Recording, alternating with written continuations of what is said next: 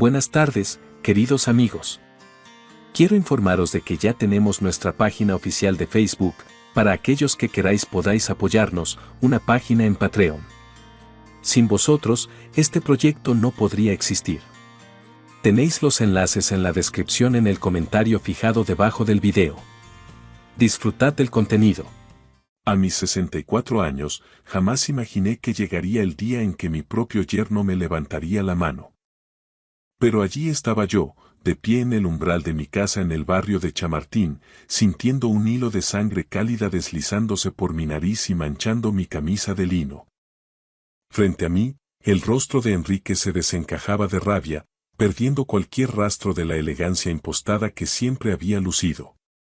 Detrás de él, mi hija Lucía permanecía como una sombra, con las mejillas bañadas en lágrimas y la mirada perdida en algún punto del suelo de terrazo. «Papá, por favor», susurró Lucía, con una voz apenas audible, rota por la vergüenza. «No tenemos a dónde ir». Apenas 3 horas antes, se habían presentado en mi puerta con el aspecto de 2 refugiados de su propia vida. El pelo de Lucía estaba desaliñado, sin el cuidado habitual que siempre ponía en su imagen, y su ropa estaba tan arrugada como si hubiera dormido con ella en algún banco de la Castellana. Enrique, por su parte, no paraba de caminar de un lado a otro por el porche, pasándose las manos por el pelo con un tic nervioso y mascullando entre dientes algo que yo no lograba descifrar. Nunca lo había visto tan alterado, tan carente de su habitual arrogancia. «¿Qué está pasando exactamente?», pregunté, haciéndome a un lado para dejarlos entrar al recibidor, aunque un instinto primario me advertía que estaba cometiendo un error. Fue entonces cuando la magnitud del desastre salió a la luz. Hace apenas 2 semanas, y a mis espaldas, habían vendido su preciosa casa de 4 habitaciones en las afueras de la capital por 460.000. Una cifra que me dolió escuchar como un golpe físico. Era la casa que yo les había ayudado a comprar con los ahorros de toda una vida, el hogar donde vi a mi nieta Inés dar sus primeros pasos antes de que se marchara a estudiar a la Universidad de Salamanca. En 14 días, todo ese patrimonio se había esfumado. «Enrique tiene una oportunidad de negocio increíble, de esas que solo pasan una vez», explicó Lucía, con los ojos brillantes por lo que ahora comprendo que era una desesperación profunda disfrazada de esperanza. «Marketing digital e inversiones en criptoactivos, papá. El futuro está en Internet y Enrique tiene contactos con inversores alucinantes en el extranjero». Vi a Enrique asentir con un entusiasmo casi maníaco, pero algo en su mirada me revolvió el estómago. Ya había visto esa expresión antes. En los ojos de mi difunto hermano cuando se jugaba el sueldo del mes en el casino de Gran Vía, convencido de que la siguiente mano de cartas resolvería todos los problemas que su propia imprudencia había creado. «Así que vendisteis vuestra vivienda», dije midiendo cada palabra, tratando de procesar la locura, «para invertirlo todo en el negocio de Enrique». «No es solo un negocio, Francisco», me interrumpió él, y noté con frialdad que ya no me llamaba suegro. Su tono era ahora el de un tiburón herido. «Estamos hablando de crear un patrimonio para generaciones. En 5 años, Lucía no tendrá que trabajar ni un solo día más en su vida. Podrá vivir de las rentas».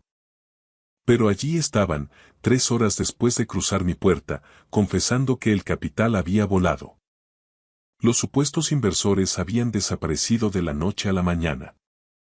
El negocio resultó ser una estafa piramidal de manual, un esquema Ponzi que Enrique intentaba justificar con una jerga técnica sobre mercados volátiles, arbitraje y problemas con la CNMV que yo no podía seguir y que, sinceramente, no me creía en absoluto. «Estas cosas pasan en el mundo empresarial de alto nivel», repetía él, estallando, alzando la voz con cada frase. «Son fluctuaciones del mercado, retrasos burocráticos. Es algo puramente temporal». ¿Temporal?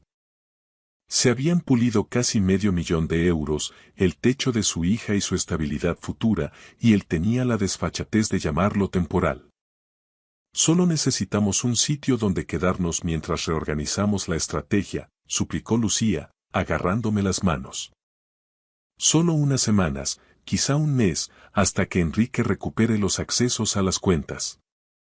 Miré a mi hija de verdad, quitando el velo del cariño paternal. ¿Cuándo se había quedado tan delgada?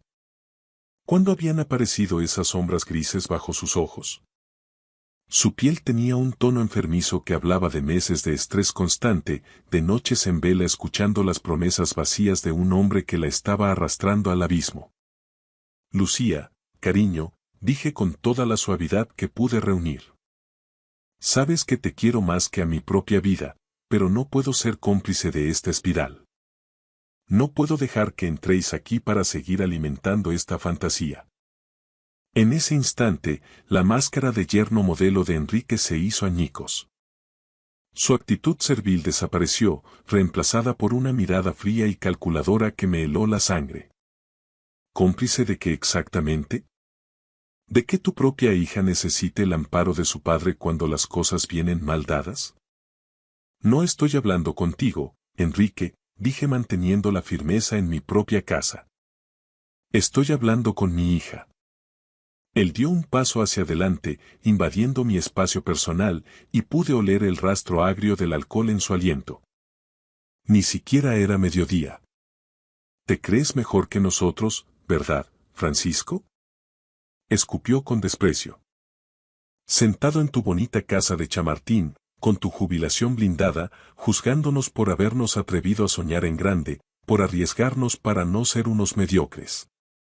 Enrique, por favor, cállate, susurró Lucía, intentando agarrarle del brazo. Él se la sacudió de encima con un gesto violento que me puso en alerta. No, Lucía, tu padre tiene que entender que la familia está para estas cosas.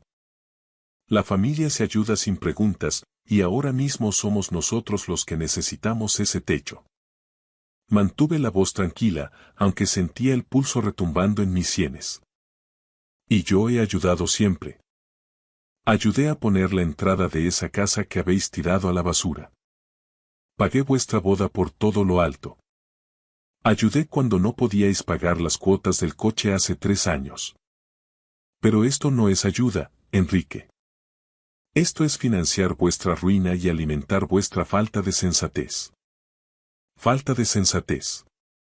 Enrique pasó al grito, su cara se puso roja de pura bilis. No tienes ni la más remota idea de lo que hablas, viejo.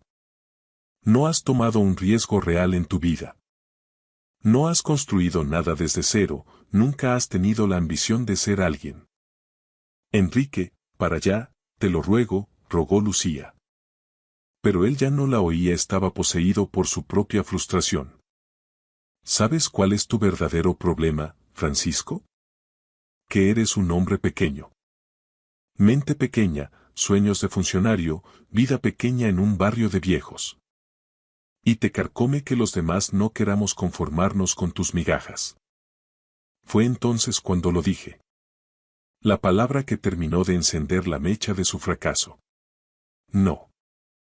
Solo esa palabra. Corta, seca, definitiva.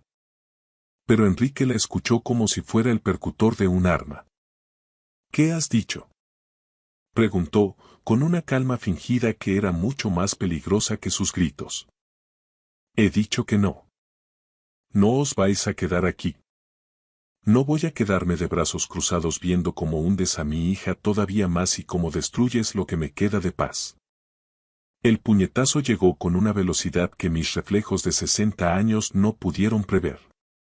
En un segundo estaba defendiendo mi dignidad en la entrada y al siguiente tropezaba hacia atrás contra la consola del pasillo, llevándome la mano a la cara mientras la sangre, caliente y espesa, empezaba a brotar. Lucía soltó un grito desgarrador. Enrique se quedó allí, con el puño aún cerrado y el pecho agitado como si hubiera corrido una maratón de puro odio. Por un instante eterno, nos quedamos todos congelados en esa macabra escena. El agresor, la víctima y el testigo mudo. ¡Oh, Dios mío! Susurró Lucía, rompiendo el silencio. Enrique, ¿pero qué has hecho? ¿Te has vuelto loco? Pero él no la miraba. Sus ojos estaban clavados en los míos con un rencor puro. Te lo mereces, viejo egoísta. Dejas a tu propia sangre en la calle y pretendes que te demos las gracias. Me toqué la nariz con cuidado. El dolor era un demonio punzante, pero no parecía rota. Sin embargo, más que el impacto físico, lo que me desgarraba era la revelación. Ese hombre que se había sentado a mi mesa durante 5 navidades, que me llamaba padre para pedirme dinero y que juró proteger a mi hija, acababa de golpearme en mi propio hogar. Fuera, dije, y mi voz, aunque baja, sonó con una autoridad que no admitía réplica. Papá, por favor. Déjanos explicarlo. Empezó Lucía, acercándose con las manos temblorosas. Los dos. Fuera de mi casa ahora mismo. Antes de que llame a la policía. Mientras se alejaban por el jardín, oí a Enrique refunfuñar algo sobre mi ingratitud y mi soberbia, pero ya no me importaba. Entré en casa, cerré la puerta con llave y, por primera vez en mi vida, eché el cerrojo de seguridad. Con las manos aún temblando, busqué mi teléfono y busqué en la agenda el nombre que sabía que podía sacarme de este infierno. Roberto, mi abogado de confianza desde hacía 15 años. El hombre que conocía cada rincón de mis finanzas y de mi testamento. Roberto, necesito que vengas a casa de inmediato, dije en cuanto escuché su voz al otro lado de la línea. Ha ocurrido algo muy grave y esta vez no hay vuelta atrás. Menos de una hora después del incidente, me encontraba sentado en el despacho de Roberto, en plena calle Velázquez.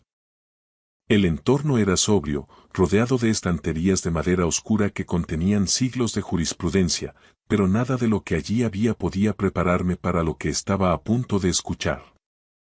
Roberto me había ofrecido unos pañuelos de tela para limpiar el rastro de sangre que aún se secaba en mi rostro e insistió, con una frialdad profesional que me inquietó, en tomar fotografías detalladas de mis heridas. Fue mi primera pista de que esto ya no era una simple disputa familiar, sino el inicio de una causa penal.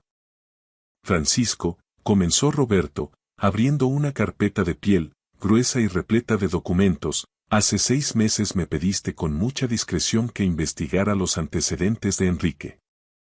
Te preocupaba la presión constante que ejercía sobre Lucía para pedir una hipoteca de segundo grado sobre su casa y reinvertir el capital. ¿Lo recuerdas? Asentí en silencio, sintiendo un nudo en la garganta. El repentino interés de mi yerno por usar el valor neto de la vivienda para oportunidades de negocio nunca me había encajado, pero en aquel entonces quise creer que solo era ambición mal gestionada. Lo que encontré entonces era sumamente preocupante, pero me diste instrucciones de no intervenir a menos que ocurriera algo urgente. Roberto me miró fijamente por encima de sus gafas. Yo diría que ser agredido físicamente en tu propio domicilio bajo el barrio de Chamartín cuenta como una emergencia de primer orden. Deslizó una fotografía granulada sobre la mesa de cristal. En ella, Enrique aparecía con un aspecto más juvenil, luciendo un traje de corte impecable, del brazo de una mujer que no era mi hija. Era una mujer mayor, de unos 60 y muchos, con el cabello plateado perfectamente peinado y una elegancia que emanaba una riqueza antigua. Esta es Margarita Dávila, hace 4 años. Una viuda con un patrimonio inmobiliario inmenso en el barrio de Salamanca. Enrique tenía entonces 34 años. Mi estómago comenzó a hundirse mientras Roberto seguía pasando folios. Margarita falleció el año pasado de un infarto masivo, según el certificado de defunción. Pero aquí está el dolo. 6 meses antes de morir, transfirió prácticamente todos sus activos líquidos y 2 propiedades a nombre de Enrique. Sus hijos biológicos todavía están librando una batalla legal encarnizada en los tribunales de Barcelona para impugnar esas donaciones. Roberto sacó otra imagen. Esta vez, Enrique aparecía en un restaurante de lujo junto a una mujer morena de unos 50 años. Lucía Castro, 52 años. Perdió su vivienda, los ahorros de su jubilación y un próspero negocio de joyería en la calle Serrano por su culpa. La convenció para invertirlo todo en una startup tecnológica que prometía revolucionar el mercado, pero que solo existía en el papel. El patrón era tan claro que resultaba aterrador, pero Roberto aún no había terminado de desgranar el horror. Macarena, Juana, Almudena. Una letanía de nombres, cada uno acompañado de una fotografía donde las víctimas aparecían radiantes y confiadas junto al hombre que las estaba arruinando.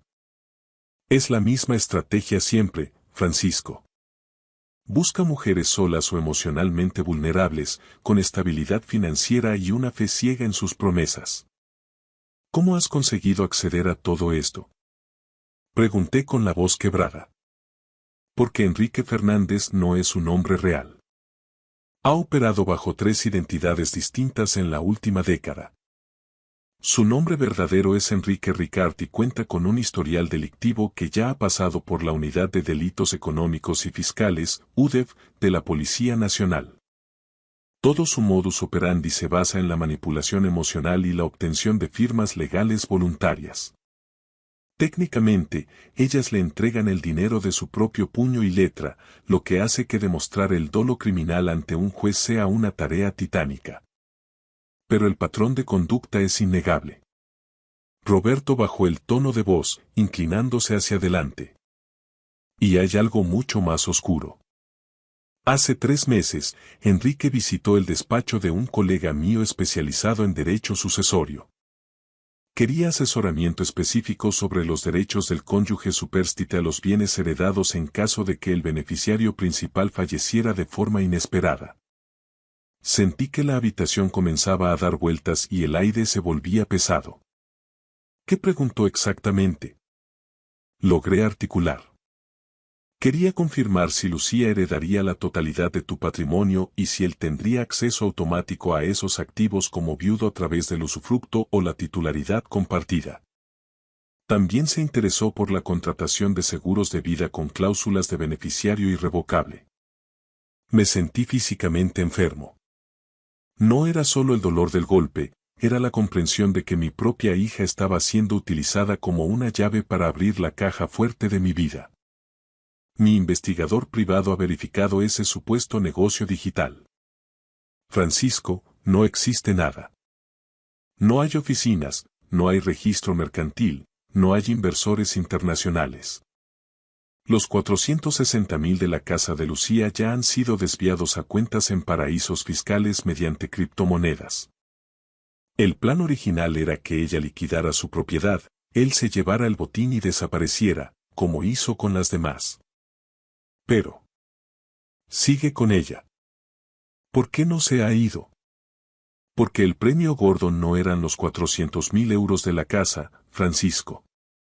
El objetivo final es tu herencia. Eres su única familia directa y posees activos de gran valor. Si te ocurriera algo, Lucía lo hereda todo, y Enrique tiene el control total sobre la voluntad de Lucía. Ese puñetazo de hoy no fue un arrebato de ira por falta de alojamiento, fue el pánico de un depredador que ve cómo su presa se escapa. Su plan maestro se está desmoronando y la gente acorralada es capaz de cualquier atrocidad. Roberto me extendió un pliego oficial. Esto es una solicitud de orden de alejamiento. Puedo tramitarla de urgencia hoy mismo alegando la agresión física y el riesgo patrimonial. Impedirá que Enrique se acerque a menos de 500 metros de ti o de tu propiedad. ¿Y qué pa Macarena con Lucía? Pregunté con el corazón en un puño. Francisco, sé que te duele, pero ella ha tomado partido. Todas las víctimas anteriores de Ricard tuvieron amigos o familiares que intentaron abrirles los ojos. Todas eligieron creer al verdugo hasta que se quedaron sin un céntimo. Pero hay algo más que debes saber. Esta misma mañana he recibido una notificación de otro bufete. Han solicitado una reunión formal para revisar tu testamento y tu planificación sucesoria. La solicitud venía firmada, por instrucción directa, a nombre de Lucía. Mi corazón se detuvo un instante. Mi propia hija ya estaba moviendo los hilos legales para acceder a mi herencia mientras yo aún respiraba. ¿Eran sus lágrimas de esta mañana puro teatro, ¿O estaba tan anulada psicológicamente que se había convertido en un títere de Enrique? ¿Qué se supone que debo hacer ahora? Pregunté, sintiendo el peso de mis 64 años como si fueran 100. Lo primero es firmar esa orden de alejamiento. Lo segundo, vamos a revocar tu testamento actual de inmediato para proteger tus activos. Y lo tercero. Roberto hizo una pausa solemne, tienes que decidir hasta dónde estás dispuesto a llegar para salvarte. Porque esto no se va a solucionar con un simple papel. Enrique Ricard va a utilizar a tu hija como su arma más afilada contra ti. La orden de alejamiento se tramitó con una celeridad inusual esa misma tarde, pero Roberto, con esa perspicacia que lo hacía uno de los mejores abogados de la capital, insistió en que me sometiera a un examen toxicológico completo en una clínica privada. Los resultados de los análisis de sangre confirmaron nuestras sospechas más sombrías. Niveles persistentes de lorazepam y difenhidramina en mi torrente sanguíneo. Son fármacos que se venden bajo receta o en preparados para el insomnio que causan somnolencia, desorientación y una sutil confusión mental. Las dosis eran lo suficientemente bajas como para que yo mismo las atribuyera a los achaques naturales del envejecimiento o al estrés de la jubilación. Me habían estado drogando sistemáticamente durante, al menos, los últimos 2 meses. Volví a mi casa de Chamartín con una rabia lúcida, una claridad de pensamiento que no sentía desde hacía tiempo. La niebla que me envolvía, esa sensación de caminar bajo el agua que nublaba mis juicios, se estaba disipando por fin. Enrique me había estado envenenando en mi propia mesa, mientras compartíamos el vino y me llamaba papá con una sonrisa cínica. Al llegar al portal de mi edificio, divisé el coche de Lucía mal aparcado sobre la acera. Ella estaba allí, sentada en los escalones de granito de la entrada, con la cabeza entre las manos. Se veía tan pequeña, tan vulnerable bajo la luz anaranjada de las farolas de Madrid. Tenía el pelo sucio, sin rastro de su habitual elegancia, y los ojos hinchados de quien ha llorado durante horas. A pesar de la traición, a pesar del golpe, seguía siendo mi única hija, la sangre de mi sangre. Papá, dijo en cuanto me vio acercarme, poniéndose de pie con torpeza. Sé que no quieres ni verme, pero tenía que venir. Enrique se siente morir por lo que pasó ayer. Está bajo una presión insoportable, con los inversores encima de nosotros, y cuando te negaste a darnos ese respiro. Simplemente estalló. No es él, tú lo conoces, no es un hombre violento. Me senté en el escalón inferior, manteniendo una distancia física que era el reflejo de la distancia emocional que acababa de abrirse entre nosotros. En el bolsillo del pantalón, el botón de pánico que me había entregado Roberto se sentía pesado, una presencia fría y necesaria. Lucía, cuéntame la verdad sobre el préstamo personal que solicitasteis usando esta casa como garantía hipotecaria, dije, observando cada milímetro de su expresión. Su rostro, ya pálido de por sí, se quedó blanco como el mármol. ¿Qué préstamo, papá? No sé de qué hablas.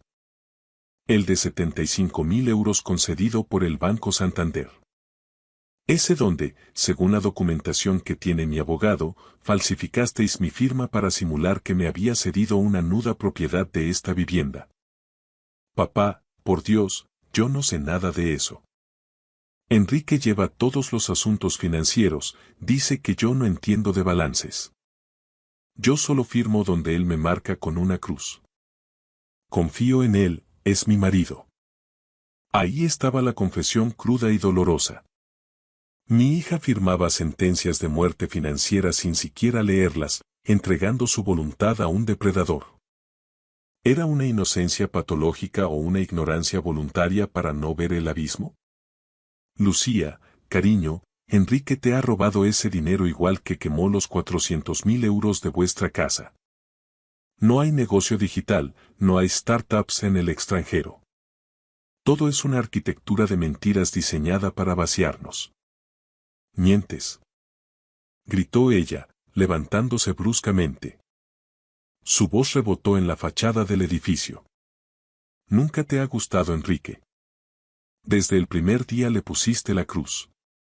Y ahora te inventas estas calumnias, estas historias de película, solo para castigarme por haberlo elegido a él.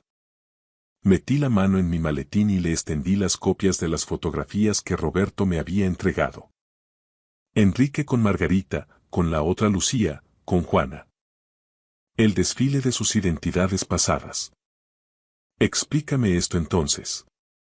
Mira las fechas. Mira los nombres. Lucía agarró los papeles y su respiración se volvió errática, casi hiperventilada. Esto puede ser cualquiera. Balbuceó. Hoy en día se puede retocar todo con un ordenador, lo habrá sacado de alguna red social. Lucía, escúchate. Estás defendiendo a un hombre que me ha golpeado en mi propia entrada, que te ha dejado sin hogar y que tiene un historial delictivo en la Policía Nacional. Tú no entiendes nada de inversiones modernas. Chilló, y en su mirada vi un destello de fanatismo que me aterró. Enrique está levantando un imperio y tú eres demasiado rígido, demasiado viejo orden, para comprender su visión. Eran las palabras de Enrique, su léxico de embaucador, saliendo por la boca de mi hija. La niña a la que crié en soledad tras la muerte de su madre estaba protegiendo al hombre que estaba aniquilando nuestro futuro. Lucía, dije con una calma que me costaba la vida mantener, ¿me has estado poniendo algo en la comida?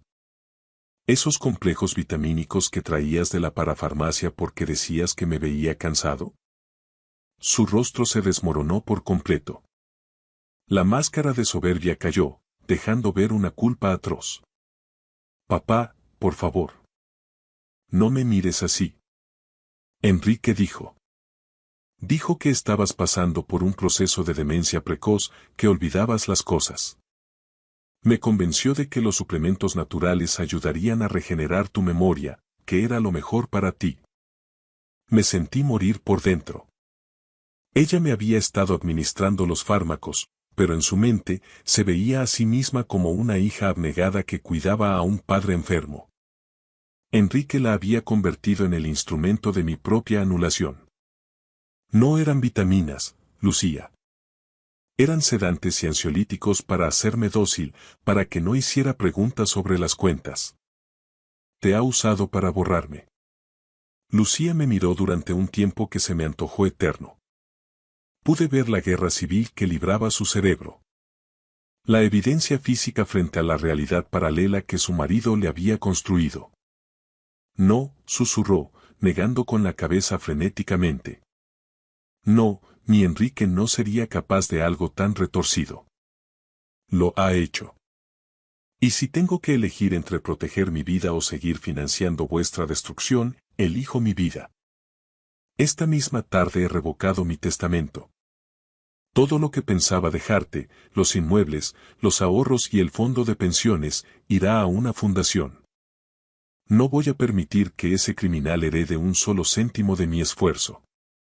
El rostro de Lucía pasó del shock a la incredulidad y, finalmente, a una rabia gélida que nunca le había conocido. No puedes hacer eso. Es ilegal. Soy tu hija, tu única heredera legítima. La familia no se droga entre sí para robar, Lucía. Si eliges a ese estafador, es tu libertad, pero no lo harás con mi dinero. Enrique tenía razón, dijo ella con una voz tan fría que no la reconocí. Dijo que eras un hombre controlador, vengativo y pequeño. Mañana mismo hablaré con mi propio abogado. No puedes desheredarme por despecho porque no te guste mi marido. En España existe la legítima hereditaria, y ya nos veremos en los tribunales. Pienso pelear por lo que me corresponde. He ganado cada euro trabajando 40 años, Lucía. Y no voy a ser el cajero automático de un delincuente. Mientras se alejaba hacia su coche, me di cuenta de que la niña que se refugiaba en mi regazo cuando había tormentas en Madrid se había ido para siempre. En su lugar había una extraña que me miraba como un obstáculo patrimonial. Estaba solo, en una casa demasiado grande, pero por primera vez en meses, mi mente estaba clara y mi voluntad era de hierro. La guerra legal que siguió fue, sencillamente, brutal. Enrique no se retiró en silencio, se atrincheró en su propia red de mentiras. Intentaron solicitar mi incapacitación judicial alegando una demencia senil galopante, utilizando para ello informes de una clínica privada de dudosa reputación. Enrique incluso inició una campaña de difamación por todo el barrio, desde la farmacia hasta el club de jubilados, contando a los vecinos de Chamartín que yo era un padre cruel y trastornado que había arrojado a su hija a la indigencia. Algunos amigos de toda la vida, los que compartían conmigo el café de las mañanas, empezaron a mirarme con una desconfianza hiriente. Mi propia nieta, Inés, me llamó desde Londres rota en llanto, llamándome desalmado y monstruo por dejar a su madre en la calle. Aquellas palabras dolieron más que el puñetazo, pero sabía que ella también era una víctima de la narrativa de Enrique. Sin embargo, Enrique cometió el error clásico del depredador: la avaricia. Se quedó demasiado tiempo en Madrid intentando hincar el diente a mi patrimonio, convencido de que su manipulación ganaría el juicio. Gracias a la meticulosa investigación de Roberto y a un contacto en un importante diario nacional que accedió a publicar una investigación sobre las estafas de Enrique Ricard, la Policía Nacional finalmente reunió las piezas del rompecabezas. Se emitió una orden de detención inmediata por estafa agravada, falsedad en documento mercantil y maltrato psicológico y físico a personas mayores. Cuando los agentes de la UDEF llegaron a la pensión de mala muerte en la que se ocultaban, Enrique ya se había esfumado. Fiel a su naturaleza, había huido solo al amparo de la noche, llevándose los últimos restos del dinero de la casa de Lucía y dejándola a ella con una montaña de deudas, el corazón destrozado y una citación judicial como cooperadora necesaria. 3 meses después, Inés vino a verme a casa. Ya no había gritos, solo una tristeza infinita. «Abuelo», dijo, recuperando el apelativo que siempre nos había unido. «Mamá está devastada». Enrique la dejó tirada en una estación de autobuses en Benidorm, sin un céntimo, sin coche y sin su documentación. Se lo llevó todo, hasta sus joyas personales. Me contó, con la voz entrecortada, que Lucía estaba viviendo temporalmente en un centro de acogida para mujeres en situación de vulnerabilidad. Que pasaba los días en un estado catatónico, repitiendo una y otra vez que no podía creer lo estúpida que había sido al entregar su vida a un fantasma. «No quiere pedirte nada, abuelo. Tiene demasiada vergüenza. Solo quería que supieras que ahora conoce toda la verdad. Y que lo siente desde lo más profundo de su alma». Me quedé en silencio en mi jardín, podando con cuidado los rosales que tanto me había costado mantener vivos durante aquel año de infierno. El sol de la tarde calentaba mi espalda, recordándome que seguía vivo. «¿Crees que ella lo sabía en el fondo, Inés?», pregunté sin mirarla. «Creo que tenía un miedo atroz a estar sola y decidió cerrar los ojos ante la realidad», respondió ella. «Y ahora está aprendiendo, de la forma más dura, que estar sola es infinitamente mejor que estar con alguien que te aniquila cada día». No respondí. Hay puentes que, una vez reducidos a cenizas, es mejor no intentar reconstruir. El perdón es posible, pero la confianza es un cristal que no admite pegamento. Un año después del incidente, recibí una llamada de Roberto. Enrique había sido detenido por la Interpol en México, mientras intentaba timar a una viuda adinerada en un complejo de lujo en Cancún. Iba a ser extraditado a España y, con los cargos acumulados, probablemente pasaría el resto de sus días en una celda. De los casi 600.000 euros perdidos entre la casa, los préstamos y mis ahorros, solo se lograron recuperar apenas 100.000 en cuentas bloqueadas. Sorprendentemente, descubrí que la cifra no me importaba. Había aprendido a vivir con menos, a disfrutar de mis libros, del aroma del café recién hecho y del silencio absoluto de una vida gobernada bajo mis propios términos. Lucía, por su parte, empezó a trabajar como administrativa en una gestoría tras realizar un curso de reinserción laboral. No me escribe, ni yo la busco. Inés me cuenta que su madre no quiere ser una carga ni interferir en la paz que tanto me costó recuperar. Y, aunque suene duro, Sentí un inmenso alivio. No porque no la quiera, sino porque por fin la veo tomando responsabilidad por sus propios actos, sin escudarse en otros. He aprendido que protegerse a uno mismo no es un acto de egoísmo, sino una necesidad vital. Y que empezar de nuevo a los 64 años no solo es posible, sino que puede ser el prólogo de los años más auténticos de tu existencia. Ahora paso las tardes en mi jardín de Chamartín. Nadie me manipula, nadie me roba, nadie me miente. Soy el dueño de mi destino. Y la libertad, he descubierto, vale cada céntimo que pagué por ella. Incluso el amargo precio de haber perdido a mi hija por culpa de sus propias y desastrosas decisiones. El sol sigue saliendo, y por fin, vuelvo a ver su luz sin sombras.